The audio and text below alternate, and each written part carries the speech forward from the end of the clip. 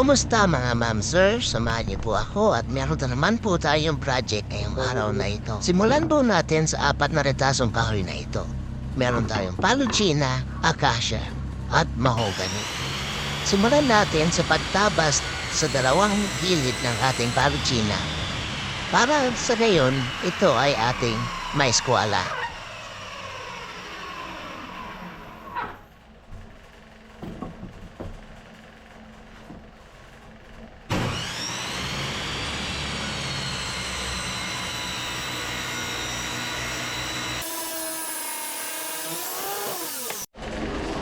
Kumpirmahin natin kung talagang eskwalado. Alright, eskwalado na nga. Ngayon naman ay iset up natin ng 2 centimeters ang ating table saw fence. Tabasin ang paluchina. Ngayon ito ay 2 centimeters ng lapad at isalang huli natin ng pahiga naman para makabuo tayo ng 2 centimeters by 2 centimeters na stock. Oops! Babala po sa mga nanonood. Ako po ay napaka-komportable sa ginagawa ko pagpuputol dito sa aking table saw. Huwag na huwag po ninyong gagayahin ang style na ito.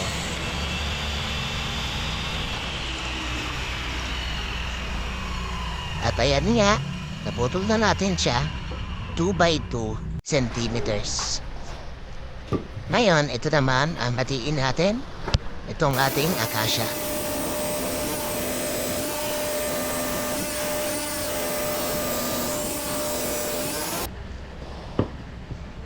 Yan. So far, ito na ang meron tayo.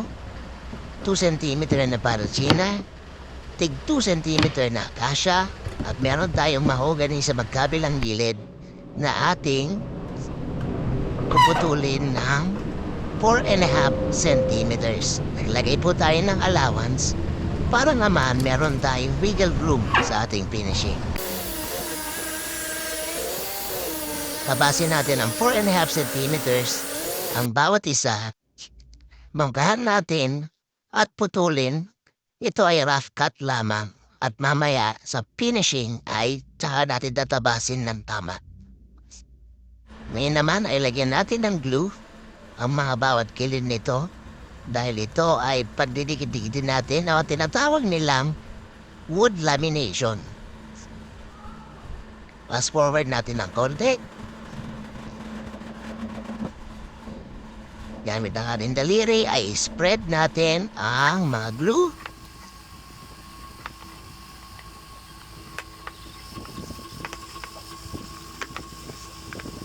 Ayan. Siyempre, kailangan natin gamitan ng mga F-clamps para merong pressure sa pagdidikit. Hindi nito kailangan ng sobrang higpit. Ang kailangan lang ay walang air gap sa gitna.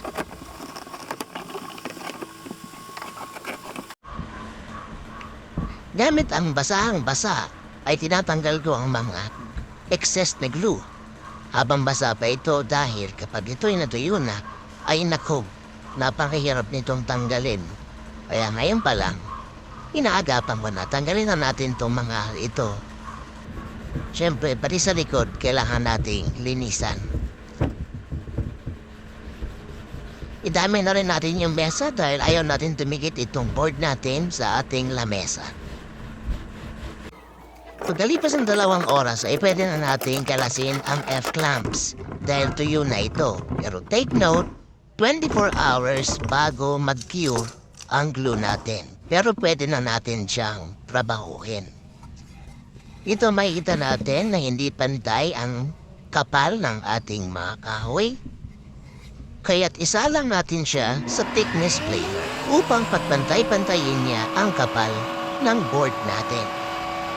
So dito makikita nyo, unti-unting umiimpis yung ating board. At nagpapantay-pantay. Sa pagalipas ng ilang salang, nagpantay-pantay na ang board natin. So, kita niyo naman, sa view na to ay pantay na. Sa kabila, okay. Ngayon, ang next problem ay nagimulmol yung ating acacia. Kaya naman, lilihain natin siya. Simulan natin sa 80 grit sandpaper. Gamit ang random orbit sander, lihain natin itong mga fibers na nagsiangatad. Pagkatapos ng 80 grit, ay gagamit naman tayo ng 120 grit sandpaper. Pasadahan ulit ng random orbit sander sa harap at sa likod.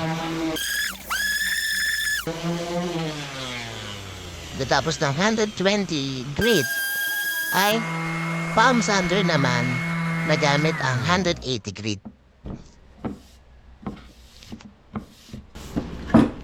Pagkatapos nito ay dinala ko na ito sa aking table saw para putulin ang magkabilang sides.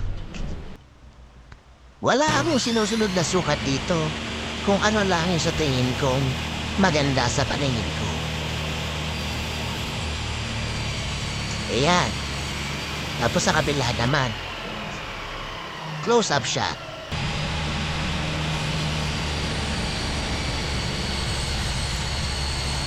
Yan. Pagkatapos mo nga itong putulin, ay kailangan ko naman butasan ang gilid nito kung saan isisiksik natin yung hardware ng cheese cutter. Wala akong drill press, kaya naman mano-mano ang pagbabaril na ito. Tansya-tansya lang.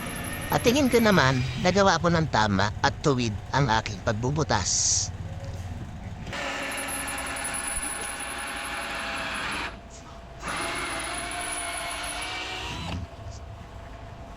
I-testing natin, ikabit ang hardware.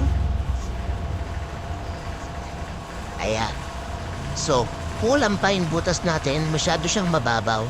Kaya naman, gagamit tayo ng mas mahabang drill bit. At tinaypan ko nga rin ito para alam ko kung hanggang saan ang ibabaw ko.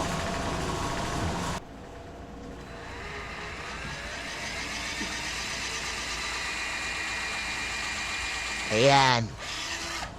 So ngayong na-achieve ko na ang lalim na gusto ko, testingin natin. At ayan nga ang gusto nating itsura, ganyan kalalim. Ngayon naman ay kailangan nating alamin kung saan natin lalagyan ng groove ang ating board. Gamit ang paborito kong masking tape, ay kinabit ko ito sa exposed na hardware. Para naman, kapag ka-inalign ko itong tape na to sa board, ay pwede ko na markahan kung saan ko dapat hiwaan ang ating board. Ulit-ulit na board, ano ba yan? So gamit ang speed square, ita-transfer natin itong marka na ito sa ating edge. At dito naman sa table saw, ay iset natin ang taas ng blade ng bahagyang mas mataas dun sa butas natin. Gagamit din tayo ng natasong plywood bilang kalso sa ating board. Para pagdaan nito sa ating blade, ang hiwa nito ay nakaanggulo, mula malalim, papuntang mababaw. Medyo mahirap siyang i-explain, pero mamaya makita niyo kung anong ibig sabihin.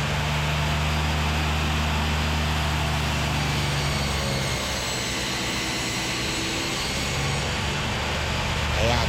So ito nga yung ibig sabihin. Lagyan natin siya ng ruler sa gitna para ma-explain ko na maayos. Ayan, so nakikita nyo, tabing yung ruler. Yan ang gusto natin, nakaanggulo yung hiwa. Malalim dun sa may bandang may butas sa kanan at parating sa kaliwa naman ay mababaw na. Dito naman ay makikita nyo na may mga bangas ang mga edges natin at corners. Kaya naman, gamit ang aking homemade router table at nilagyan po ito ng round over bit, ay sinalam ko ang ating board at ni-round over natin ang ating board sa ilalim, pati na din sa ibabaw.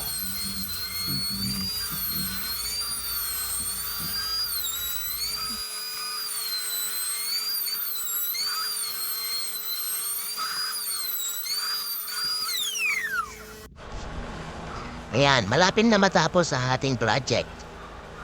Ang gagawin na lang natin dito ay final sanding para mawala yung mga tool marks at itong mga micro scratches na ito. ang finishing grit ko rito ay 180 grit pa din. Pati itong groove na to, kailangan nating lihain para naman mawala yung talas ng mga edges nito.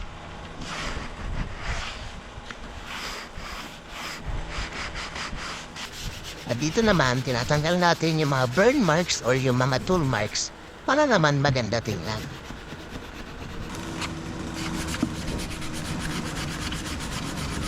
Mano-mano pero satisfying. Ngayong tapos na tayo magliha, ay lalagyan na natin to ng ating finish. At ito nga ang gamit natin, food grade mineral oil. Dahil ang pagkagamitan natin itong board na ito ay pagkain. So tingnan nyo maigi, ito ang pinaka-paboritong parte sa lahat. Napaka-satisfying, di ba? Napakaganda ng mga greens na yan na nabubuhay kapag nalalamisan. So gamit ang basahan, ikalat natin ang lanis or ang oil at siguraduhin natin na malagyan lahat ng kahoy.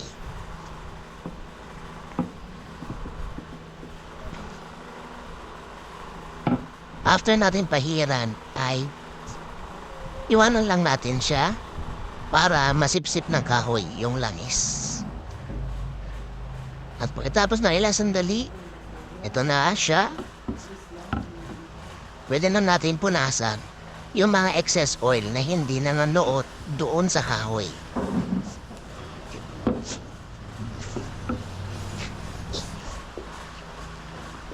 Assemble na rin natin yung hardware para matapos na itong project na ito.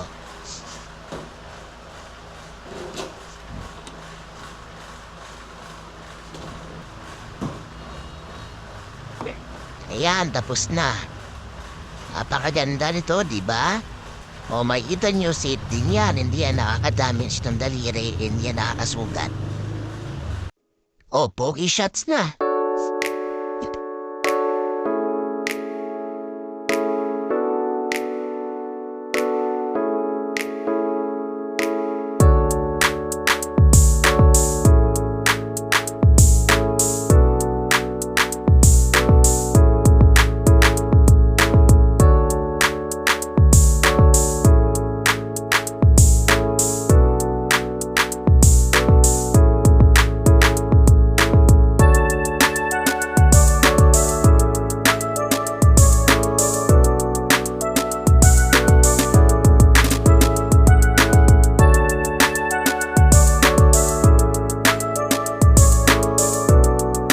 Maraming salamat po sa panonood ng isa na namang ating project. Samahan niyo ako hanggang sa muli. Marami pa tayong darating na project. Ciao!